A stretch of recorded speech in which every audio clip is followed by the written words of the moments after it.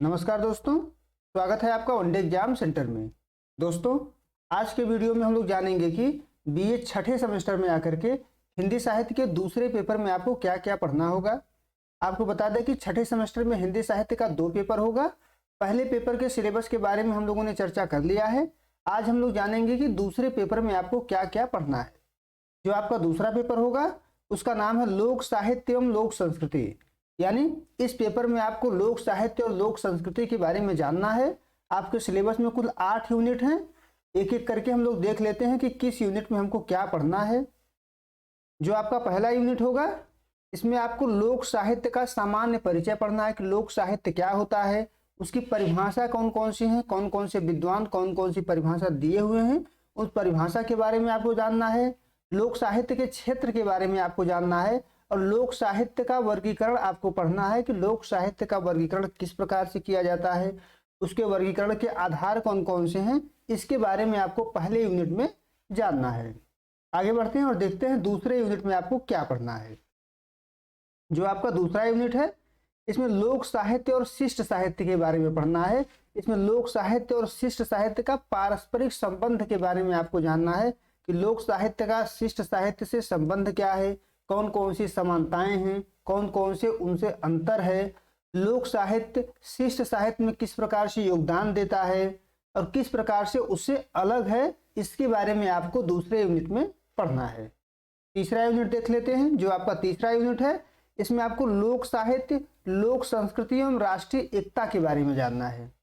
लोक साहित्य में लोक संस्कृति का चित्रण किस प्रकार से होता है, इसके बारे में जानना है। जैसे जो भोजपुरी का लोक साहित्य होगा उसमें भोजपुरी के लोक संस्कृति का चित्रण होगा, इसके बारे में पढ़ना है। जो अवधी के लोग होंगे उनकी जो लोक साहित्य होगी उसमें उनके लोक संस्कृति का चित्रण होगा, उसके बारे में जानना है। यानी लोक संस्कृति का लोक साहित्य में किस प्रकार से चित्रण हुआ है, इसके बारे में आपको पढ़ना है।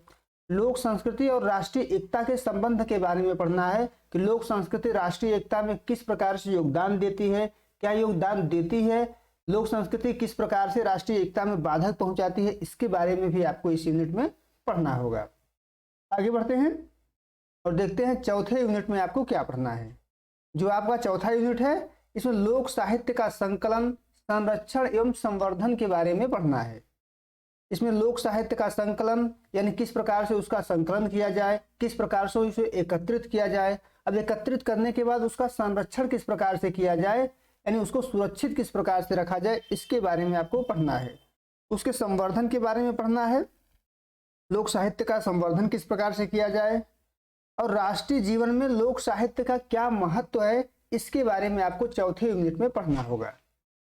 आपको बता दें कि जितने भी टॉपिक हम बता रहे हैं प्रत्येक यूनिट में प्रत्येक टॉपिक पे अलग अलग वीडियो लेकर के हम आते रहेंगे। आप हमारे चैनल पर बने रहिए, चैनल को सब्सक्राइब करिए।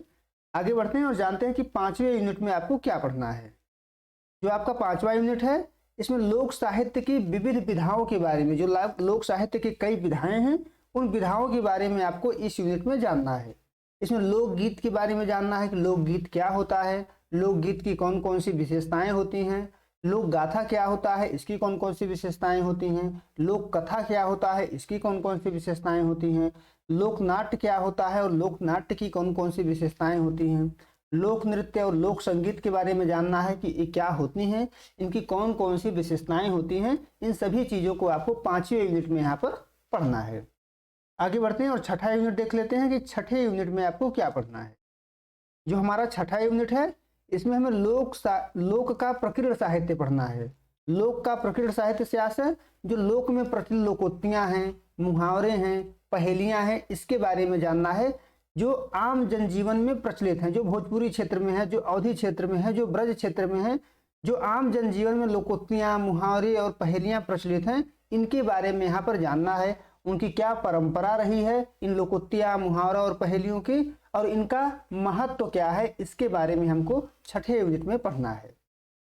जो आपका 7वां यूनिट है, 7वें यूनिट में आपका हिंदी लोक साहित्य का विकास क्रम जानना है कि हिंदी लोक साहित्य का विकास किस प्रकार से हुआ है, कब शुरू हुआ, किस प्रकार से वह विकसित हुआ, इसके बारे में इस यूनिट में आपको पढ़ना है। इसमें हिंदी का लोक साहित्य जानना है कि हिंदी का लोक साहित्य क्या है, इतिहास उसका क्या रहा है हिंदी के लोक साहित्य का, अध्ययन की सीमाएं क्या है, यानी हिंदी के लोक साहित्य का जो इतिहास है उसके अध्ययन की क्या क्या सीमाएं हैं, उसकी आवश्यकता क्या है, इसके बारे में जानना है। हिंदी का लोक साहित्य और बोलियां, जो हिंदी की विभिन्न बोलियां हैं जैसे भोजपुरी हो गया, अवधी हो गया, ब्रज हो गया, मैथिली हो गया, इन सभी बोलियों में जो लोक साहित्य हैं उसके बारे में पढ़ना है। उनके इतिहास के बारे में यहाँ पर हमको पढ़ना होगा, उनकी विशेषताओं के बारे में इस यूनिट में हमको पढ़ना होगा। जो अगला यूनिट है वो 8वां यूनिट है, और 8वें यूनिट में आपको हिंदी के विभिन्न क्षेत्रीय यानी आंचलिक लोक साहित्य का परिचय इसमें पढ़ना है। अब आपको बता दें कि इस इकाई में यानी 8वें यूनिट में प्रत्येक विश्वविद्यालय जो होगा अपनी सुविधा के अनुसार लोक साहित्य का चयन करेगा और उसको पढ़ाएगा।